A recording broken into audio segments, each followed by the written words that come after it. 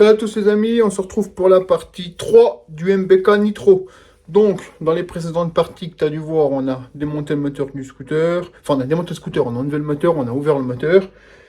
Donc maintenant, je te disais l'étape, on a nettoyé les carters, tout ça, je te l'avais montré. Maintenant, on va remonter. Donc tout simplement, l'opération en sens inverse, mais toutes les pièces neuves. Donc première étape, maintenant que le carter est propre, on va chauffer les carters. Pourquoi faire? Pour dilater, pour pouvoir mettre les roulements de vilebrequin facilement sans taper. Le but n'est pas de taper, hein. C'est pour ça qu'il faut pas. C'est pour ça qu'on chauffe, tout simplement. Donc moi, c'est pas compliqué, je vais prendre ça et ça. Pourquoi? Parce qu'il y en a un que je vais chauffer à la main et l'autre que je vais poser dessus. Ça va me permettre de chauffer les deux carters en même temps. Ensuite, on va venir mettre les roulements de vilebrequin qui sont au congèle. Pourquoi au congèle? Dans une boîte pour que le froid fait rétrécir légèrement l'acier, ce qui fait que ça va rentrer tout seul en fait, tout simplement. Le vilebrequin est lui aussi au froid, comme ça il va passer plus facilement dans les roulements. Pourquoi? C'est pas compliqué en fait, je t'explique. Tu vas venir chauffer ton carter, tu vas dilater ton carter. Ton roulement de vilebrequin étant au frais, il rétrécit très légèrement, hein, tu le vois pas à l'œil nu. Du coup, il va rentrer tout seul dans ta portée de roulement, sans taper. Voilà. Une fois que ça c'est fait, tu vas pouvoir venir mettre ta pâte à joint tout tranquillement ici. En attendant, ton vélo, qui lui était au froid, il se rétracte un petit peu. Du coup, comme tu auras mis ton roulement ici, la chaleur du carter va faire reprendre, entre guillemets, sa forme initiale au roulement et le dilater un peu plus également. Du coup, quand tu vas rentrer ton vilebrequin, il va rentrer tout seul. Ensuite, une fois que tu auras mis ta pâte à joint ici, de l'autre côté, plus les pions de centrage, tu vas pouvoir venir refermer le carter tout tranquillement, en fait. Exactement, sans taper. Voilà. La pâte à joint que moi j'utilise, c'est la CAF numéro 1. C'est ce que je mets sur mon bicylindre, qu'on met partout. C'est une pâte à joint qui fonctionne super bien, que j'utilise depuis des années, et j'ai jamais eu de problème avec celle-ci. Beaucoup l'utilisent, hein, comme tournoi racing, etc. Enfin, c'est vraiment une pâte à joint qui est bien. Je ne peux pas te dire plus, en fait. Hein, voilà. Donc allez, c'est parti. Donc je vais déjà te montrer ce qu'on va mettre dessus. Je peux pas te montrer ce que le vilebrequin il est au congèle, mais pour faire simple, on monte déroulement Poligny, déroulement de vilebrequin Poligny, et avec un vilebrequin Stage 6 en axe de 10, mais renforcé. Donc la boîte, elle est là. Donc c'est le vilebrequin là. Donc c'est celui-là. Si tu veux la référence, elle est là. Donc c'est un vilebrequin Stage 6 à masse pleine renforcée qui ira parfaitement tout au pros. Comme je t'ai dit, on part sur une config totalement neuve. Je te présenterai les pièces après, bien évidemment. Donc allez, c'est parti. On commence par chauffer les carters. Donc comme tu peux le voir, voilà comment je procède. Donc là, je chauffe le carter ici pour faire dilater et l'autre, il se fait tout seul là-bas. Comme ça, les deux se font en même temps. Une fois que j'aurai bien chauffé environ, je m'excuse, le gaz est froid. Je chauffe environ 5-10 minutes, je ne sais pas exactement. Une fois que c'est juste qu'il est assez chaud, je vais prendre mon roulement qui est dans le frigo, au congèle, et je vais venir l'emboîter dedans. Et je ferai pareil sur celui-là, là-bas, tout simplement. Je te montrerai. Allez, c'est parti. Donc là, les carters ont été dilatés, les roulements sont mis. Là, madame est en train de mettre la pâte à joint. Pourquoi? Parce que je suis en train de filmer, je ne peux pas tout faire en même temps. Donc madame met la pâte à joint là, on va mettre sur les deux carters. Ensuite, je vais venir mettre le vilebrequin, il va rentrer tout seul. Et je vais venir refermer le carter. Ça, je ne peux pas te filmer, tout simplement, parce que je ne peux pas tenir et faire en même temps. Mais allez, c'est parti. Ça brûle un petit peu. Ah.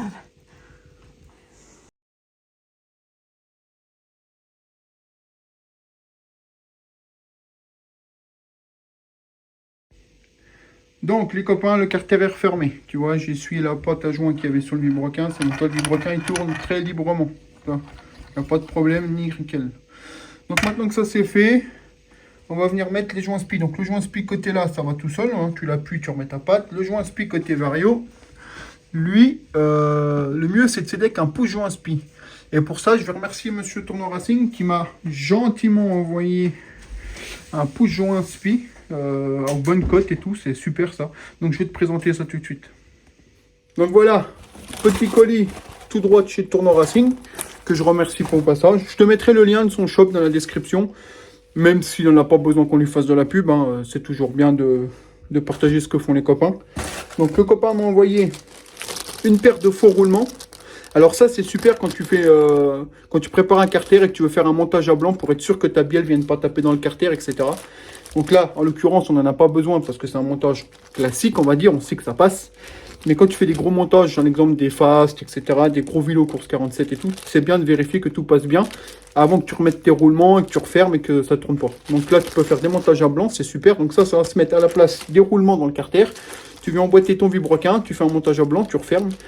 Et ça te permet de voir qu'il n'y a rien qui frotte. Donc tout ça, c'est dispo sous le shop Tourner Racing. Hein. Donc il y en a pour Nitro, Piaggio, etc., etc. Et le fameux push-joint spi. Donc celui-là, si je lui ai demandé. Donc pour ceux qui ne connaissent pas, c'est de l'impression 3D. Hein. C'est vraiment bien foutu. Hein. Franchement, rien à dire. Hein. Gravétaire et tout. L'autre, il a fait ça bien. Hein. Donc ça te sert à pousser ton joint spi côté variation sur les MBK Nitro. Booster également. Pour être sûr qu'ils sont enfoncés à la bonne profondeur et bien droit, tu vois. Parce que si tu l'enfonces trop loin, il va venir frotter le roulement, ça va le bouffer. Si tu l'enfonces pas assez, il peut ressortir. Et du coup, bah, ça fait une prise d'air, il n'en manque plus, le machin. Donc, Monsieur Tourner Racing nous a fabriqué ça. Hein, et franchement, la qualité est top. Même moi qui fais un peu d'impression 3D, je suis loin de faire ça, hein, je te le garantis. Donc franchement, merci à toi, Monsieur Tournois. Si tu vois cette vidéo, je te remets le lien dans la description de son shop. Hein, n'hésite pas à aller faire un tour. Il fait vraiment des produits top qualité et à des prix vraiment très sympathiques. Merci à toi, l'ami. En plus, il m'a offert le petit sticker. Tu peux être sûr qu'avec ça, je vais gagner 30 chevaux vapeur. Donc allez, c'est parti. Je te montre comment on met les joints spi. Donc, les petits joints spi, ils sont là. Donc là, le joint spi côté variateur avec lequel on va s'aider de ce merveilleux outil Tourner Racing. Et le joint spi côté allumage. Donc celui-ci, tu n'as pas besoin d'outils parce qu'en fait, tu vois, tu as un rebord et en fait, tu le pousses, il s'emboîte et il vient se bloquer avec ceci. Tu vois, ça sera vissé devant, ça fera ça. Tu as compris quoi. Donc là, rien de compliqué, hein, je vais te montrer. Moi, je mets toujours un petit peu d'huile, j'aime bien, c'est comme ça. Je vais te montrer ça. Donc, je t'ai calé un peu le téléphone comme j'ai pu, tu vois. Donc, tu prends ton joint spi qui est là. Tu m'excuses, j'ai pas de retour vidéo, donc je vois pas ce que je fais. Moi, c'est à l'ancienne, hein, tu connais. Donc moi je mets un peu d'huile dessus, tu vois, juste histoire de bien lubrifier pour que ça rentre bien, que ça ne se transforme pas. Tu viens mettre ton joint spi dessus, hein. Là jusqu'à là rien de compliqué non plus. Et tu viens le pousser, tout simplement, tu vois, moi je le pousse. Hein. Voilà. Et voilà. À la main, c'est parfait. Une fois qu'il est mis, bah, tu essuies ton surplus d'huile. Et puis bah c'est tout quoi, tu veux faire quoi de plus? Tu veux faire quoi? Rien. Donc là, une fois qu'il est mis, tu viens prendre la petite patte qui était là, et qu'il n'y est plus. Ah, elle est là. Tu viens prendre ceci, avec ta petite vis, et tu viens le remettre comme ceci. Ok? Alors après, si tu as vraiment un doute pour ton joint spi, ce que tu peux faire, tu prends... voilà, je ne l'ai pas sous la main, mais tu prends... Enfin, je vais te montrer.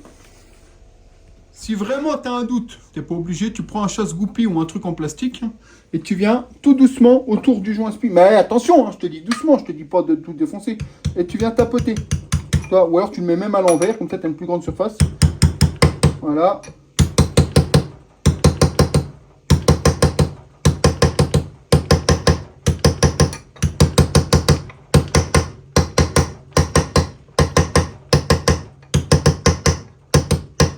Voilà. Et t'es bon. T'as bien compris. Donc allez, c'est parti. Donc comme tu vois, j'ai remis la petite plaque avec la vis à laine d'origine. Hein. Ça, faut vraiment la remettre, ça va être que le joint spi saute. Donc là, du côté là, on est bon. Maintenant, on va venir faire le côté variateur. Donc pour ce faire, tu prends ton joint spi, tu viens le badigeonner d'huile, comme je t'ai dit tout à l'heure. Moi, je le fais comme ça. Il y en a qui ne le font pas, moi, je le fais comme ça. Ensuite, tu viens présenter ton joint spi dans la gorge. Tout doucement. Tu l'enfonces tout doucement. Voilà. Qui passe au moins déjà le début du vibroquin. Voilà. Tout doucement, tu fais gaffe que la lèvre ne se retourne pas. Voilà. Comme ceci. Ensuite, alors il y en a, ils vont mettre la cale de vario. Mais moi, j'ai l'habitude de le faire sans. Je prends le bel outil, Monsieur Tourner Racing. Je viens le mettre comme ceci. Ensuite, tu viens prendre forcément un tube rond et tu viens taper tout doucement autour. C'est parti. Donc, tu m'excuses, j'ai pas pu te filmer tout simplement parce que j'arrivais pas à te donner l'angle de vue. Donc là, tu vois, il est mis parfaitement grâce à l'outil Tourner Racing. Donc en fait, tu viens le mettre là. Hop. Tu arrives, tu prends une douille de la bonne taille pour faire le diamètre ici, en fait, tu vois. Mais qui prend un peu plus large. Et tu viens tapoter. Fais attention que la douille soit assez grande pour pas que ça vienne taper sur ton filetage du vélo pour le casser. Hein. Donc tu viens tapoter tout doucement. Et ensuite, une fois que ta pièce là, que ça... Excuse-moi, que ici ça arrive en butée, ton joint spi là à fond, tu vois là, gars. Là on est bien à fond. On est bien embuté. Le joint spi est parfaitement droit partout. Donc merci monsieur le tournoi pour ce petit outil très simpliste mais très utile pour éviter de les mettre de travers. Merci à toi. Donc on en est où? On en est là. Les joints spi sont montés. Tout est monté. Maintenant ce qu'on va venir faire, c'est que je vais venir te présenter les pièces qu'on va monter dedans. Donc déjà pour rappel, on a un vibroquin Stoch 6 à masse pleine en axe de 10 renforcé. Donc là, on ne bougera plus. Moi, je te conseille de changer ton vibroquin quand tu pars sur un kit comme un Top Rose, etc. Le vibroquin d'origine pourrait tenir, mais honnêtement, s'il a des kilomètres, il risque de péter. Vaut mieux partir sur un truc safe, toi. Là, au moins, là, tu es tranquille. Donc là, tout est bon. Les gens spi sont montés, on est OK. La pâte à joint est en train de sécher tranquillement, on est OK. Il n'y a pas besoin d'en mettre une tonne. Pourquoi je ne suis pas à l'intérieur là? Tout simplement parce que ça ne sert à rien. Hein, là, c'est très propre comme c'est là. Donc là, ce qu'on va faire, c'est que je vais te faire un peu de place. Je vais te présenter les pièces qu'on va monter. Ensuite, on va venir monter les pièces, tout simplement. Bon, allez, c'est parti, je te présente tout ça. Donc voilà, le client se fait plaisir, la configuration moteur au total. Donc, pour rappel, il y a déjà le vibroquin dans les carters. Donc, on a un vibroquin Stoch 6, renforcé axe de 10. Donc, je vais te détailler la config. Donc là, le client s'est vraiment fait plaisir, tout est neuf. Donc, on part sur un haut moteur qui est là-haut. Hein, bon, je te le mets dans les mains. Voilà. Au moteur Top Perf Rose, hein, donc comme tu as l'habitude. Hein. Donc pourquoi un 70 Top Rose? Parce que c'est un scooter pour tous les jours, se balader de temps en temps, c'est un kit fiable qui marche bien, qui a de la puissance, qui est largement suffisant pour se faire plaisir. Donc 70 Top Rose, auquel on a monté un vibroquin Stoch 6 Racing axe de 10, qui est déjà dans les carters. Avec ça, on va lui mettre un pot Yasuni C16, donc c'est le vrai C16. Hein. C'est pas le City 16 machin, c'est le vrai C16. Hein. Une version non homologuée, hein, bien évidemment, c'est bien marqué ici. Donc normalement, tu sauras que tu n'as pas le droit de naviguer sur route ouverte avec ce genre de produit. Donc voilà, donc il est livré brut, toi, il n'est même pas verni. On va falloir faire gaffe à la rouille, hein. Je préviendrai le client. Donc Yasuni C16 dans sa version cartouche noire. Je suis un peu déçu, les cartouches avant, elles étaient plus belles chez Yasuni. Bon, bah c'est comme ça. Voilà. Ensuite, on a boîte à clapper Malossi VL12. Parfaitement adapté à sa configuration, pas besoin de plus. Avec lesquels il a acheté des lamelles de boîte à clapper. Ça, il n'y a pas besoin de te les montrer, c'est au cas où. On a ressort de poussée blanc, rouge, enfin blanc, jaune et un rouge fourni avec le variateur. Ça sera à moi de déterminer ce qui va fonctionner le mieux. Moi, je pense qu'il va tourner avec un blanc ou un jaune, pas avec un rouge, ça c'est sûr. Avec ça, on a une boîte de galets réglable, on a un embrayage Poligny, on a les gicleurs, on a un variateur MHR Multivar. Je ne sais pas si c'est le modèle avec démarreur ou sans, je ne sais pas s'il a fait gaffe, donc on regardera ça ensemble. En diamètre galette 16, on a un starter à la main, manuel, parce que lui c'est un starter électrique, on ne pourra pas le mettre. On a un carbu de 21 de ces Stoch 6, hein, donc tu vois ça. Carbu de 21 de ces Stoch 6, donc c'est un Delorto, hein, noir. On a un kit pompe à eau gros volume. Pourquoi? Pour que ça refroidisse mieux. On a l'huile de transmission. On a un kit pompe à eau réflexion complète avec les roulements et tout. Donc ça sera lui poser. Une cloche d'embrayage Poligny. Une mousse de filtre air pour boîtière d'origine Poligny. On a joint de clapet, joint de pot, bougie. Donc le choix de la bougie c'est une BR10ES. Hein, parce que je voulais lui mettre ça. Je sais que ça fonctionne bien.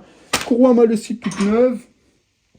Et puis on est déjà pas mal. Hein. Donc là on a une config complète. Donc là, franchement, le client se fait plaisir. Il repart sur un bas moteur full neuf. Il n'y a pas besoin de plus de pièces avec le Top Rose. Hein, ça suffit largement, franchement très largement. Là, il part vraiment sous le bon moteur, le bon pot, enfin tout ce qu'il faut. Là, ça va vraiment bien fonctionner. Il garde l'allumage d'origine. Par contre, ce que je ne t'ai pas montré, c'est qu'on lui met une clavette décalée et un CDI débridé. Parce que le CDI d'origine est bridé. Voilà, c'est tout. Mais l'allumage restera d'origine pour conserver ses feux, etc.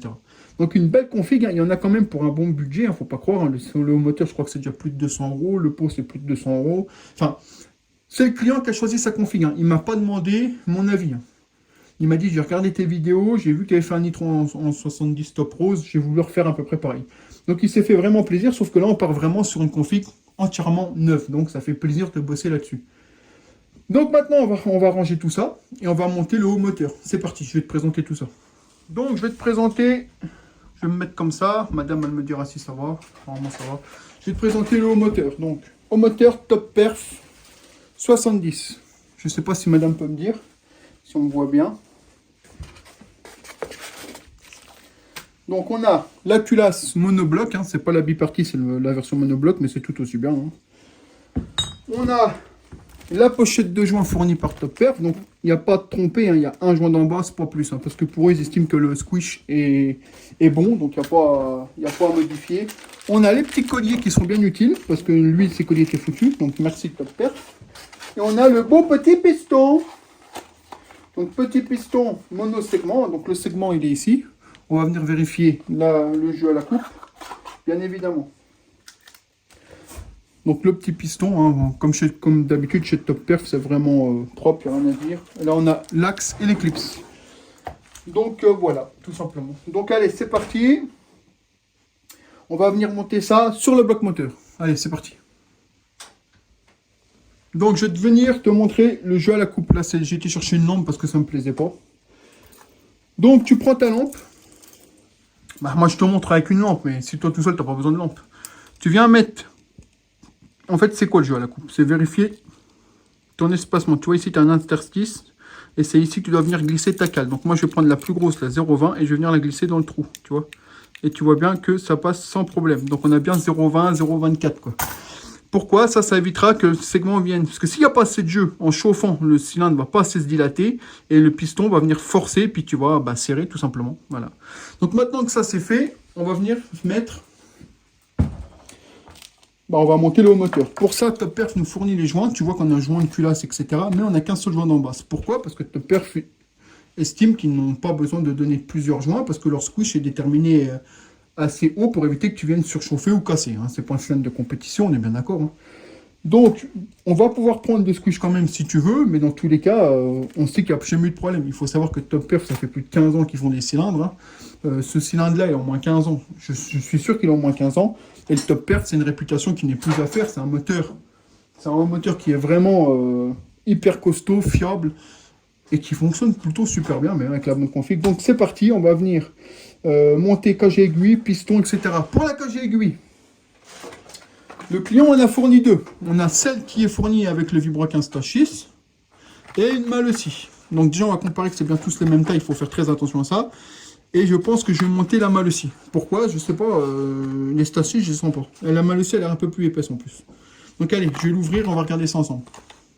Donc la première chose à faire, moi je fais comme ça, je monte déjà un clips piston. Donc je vais monter le côté, donc tu vois, tu mets la flèche vers l'échappement. Donc je vais monter le côté variation en premier. Pourquoi? Parce que moi je préfère monter celui côté allumage à la fin, je trouve que je galère moins. Donc tu fais bien attention qu'il soit bien emboîté et qu'il tourne bien dans son logement. Là c'est fait, c'est le cas. Ensuite, moi j'ai choisi de monter la cage aiguille malle aussi. Parce que je la trouve de meilleure qualité que la Stachys. Tu peux monter la Stachys, hein. Moi il m'a fourni les deux, et même lui il m'a dit qu'il préférait celle-ci. Donc on va lui mettre celle-ci, sans problème. Donc maintenant ce qu'on va faire, c'est qu'on va venir mettre le segment sur le piston, bien évidemment, on va l'huiler un petit peu, et ensuite on va venir monter le piston sur le vibroquin. Donc là pour l'instant je monte le segment. Donc le segment c'est pareil, tu as un sens, tu vois, tu as une espèce de gorge sur le segment, tu le mets bien comme ça, c'est-à-dire que quand tu puisses pincer, tu vois que ça aille nickel. Tu as une espèce de gorge ici, tu vois, tu as un décroché. Comme ça, il se monte. Pas de l'autre côté, sinon ça va forcer. Maintenant que ça c'est fait, tu viens, tu prends l'huile qui a disparu. Je sais pas, ici ça disparaît tout le temps ici. Tu prends ton doigt, tu viens badigeonner ta coche aiguille d'huile. Hein. T'hésites pas à en mettre, vaut mieux que ça fume un peu plus au démarrage, tant que tout se mette en place. Tu viens mettre ta coche aiguille. Bien sûr, j'ai vérifié que la malle aussi passait bien, hein, sinon ça sert à rien. Je vais te zoomer un peu parce que sinon ça sert à rien non plus ce que je suis en train de te montrer, hein, on est bien d'accord. Voilà. Ensuite, tu prends ton piston. Donc là, j'avais déjà les mains pleines d'huile, donc ça va pas changer grand chose. Tu prends ton piston, la flèche vers le bas, puisque c'est un bas moteur nitro, la flèche vers le bas côté échappement. Et ensuite, tu viens la mettre. Hop, comme ça.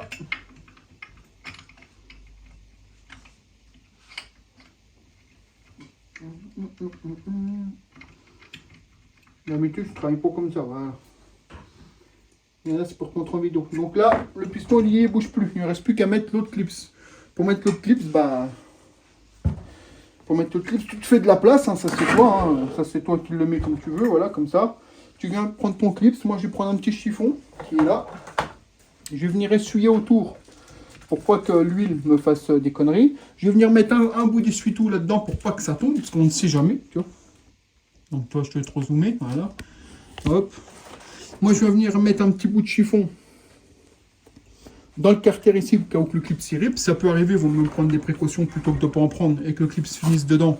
on ne sait jamais, et qu'il faut aller rouvrir le carter moteur, ça serait vachement con quand même. Donc tu vois, là c'est bon, je me suis sécurisé. Ensuite, je prends ma pince. Donc tu m'excuses, c'est pas celle que je prends d'habitude. Non, je prends bien une pince avec des petits crampons, toi, tu m'as compris. Là, il n'y en a pas. Donc là, tu prends ton clips. Je sais pas il est où. Il est là, et tu viens le foutre sur ton piston. Donc normalement, il n'y a rien de compliqué, hein. Tu viens bien le tenir, hop, tu l'enfonces, hop, et voilà. Tu as entendu le petit clac? Tu l'as entendu. Ensuite, tu viens faire plusieurs tours pour être sûr qu'il soit bien emboîté. Moi, j'ai pour habitude de faire le tour plusieurs fois, tu vois. Hop, comme ça, je suis sûr qu'il est mis. Tu vérifies bien. De toute façon, tu entends le clac. Après, tu vérifies visuellement, bien évidemment, hein. On t'a pas dit de ne pas vérifier, hein. Voilà. Vaut mieux vérifier deux fois plutôt qu'une. Enfin, tu m'as compris. Ensuite, tu vas enlever ton petit truc. Et là, ton piston est monté. Tu vérifies qu'il n'y a pas de jeu, qu'il n'y a rien. Donc, du jeu comme ça, c'est normal, mais il ne faut pas qu'il y en ait en hauteur. Donc là, on est bon. Maintenant, on va venir pouvoir monter le joint d'en basse pour pouvoir monter le cylindre. Allez, c'est parti. Donc, là, on en est où? On en est là. Donc, ton joint d'en basse, il va comme ça. Comme ceci. Donc, moi, tu vois, c'est un joint en alu. J'ai toujours l'habitude de mettre un peu de pâte à joint des deux côtés. Ça évite les fuites, je te conseille, hein, tout le monde le dit de toute façon. Donc moi, un petit peu de pâte, une légère couche, on le met au fond, on vient monter ton cylindre. C'est parti. Je vais huiler l'intérieur de mon cylindre. Je préfère en mettre plus que pas assez pour le premier démarrage, c'est toujours mieux. Là, madame est en train de mettre la pâte à joint sur le joint d'en basse. Tu vois, un tapote, t'en mets pas de trop. Hein. Et ensuite, on va venir le mettre. Il y en a qui en mettent, il y en a qui en mettent pas. Moi, je préfère en mettre, ça évite les fuites. Donc allez, c'est parti, on te reprend quand c'est dessus. Donc là, le cylindre, il est monté. Ça tourne bien, il n'y a pas de problème. Donc là, maintenant, tu prends ta culasse qui est là. Et tu viens monter tes joints. Donc les joints, tout est fourni. Tu fais bien attention. Voilà. Moi, je montrerai le truc de refroidissement après, on s'en fout. Donc, tu m'excuses, à chaque fois, j'oublie de te filmer. Voilà. Donc, tu prends ton gros joint, il vient ici, autour. Les 4 petits joints, un là, un là, un là, un là. Et celui-là du tour, le vert, ici. Donc ça, pour ça, tu prends de la graisse au cuivre. Comme ça va bien le coller. Parce que là, si tu mets que comme ça, des fois, c'est la misère, ils ne tiennent pas. Donc, un peu de graisse au cuivre, ça va venir le coller. Donc, une fois que tu as monté les joints, donc ce que tu vois là, c'est pas de la pâte à joint, c'est ni plus ni moins que de la graisse au cuivre. C'est pas grave, ça fera rien, c'est fait pour. Ça ne craint rien. Moi, après, je viens les serrer à la clé dynamo. Moi, je mets 1,2 kg, 1,3 kg ici. Et je viens serrer. Donc là, elle est réglée. On est bon. Tu prends ton cliquet, ta douille. Et tu viens serrer. En croix, bien sûr. Voilà, une fois que c'est serré, tu arrêtes. Donc là, hop. C'est serré, tu arrêtes.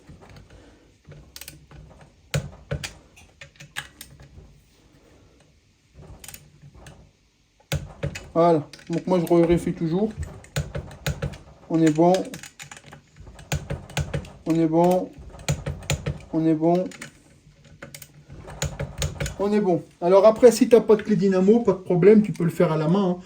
Donc moi, j'ai pas l'habitude. Donc là, tu viens prendre une rallonge, mais t'enlèves ta rallonge. Tu viens mettre ta douille. Tu te mets dessus.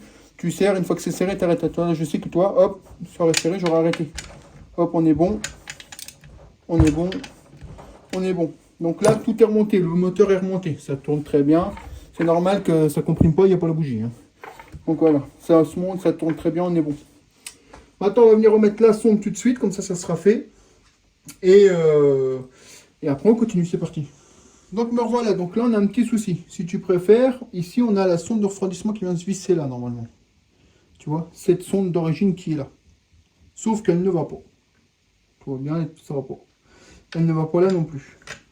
Le truc qu'il y a, c'est que Top Perf nous donne bien les joints.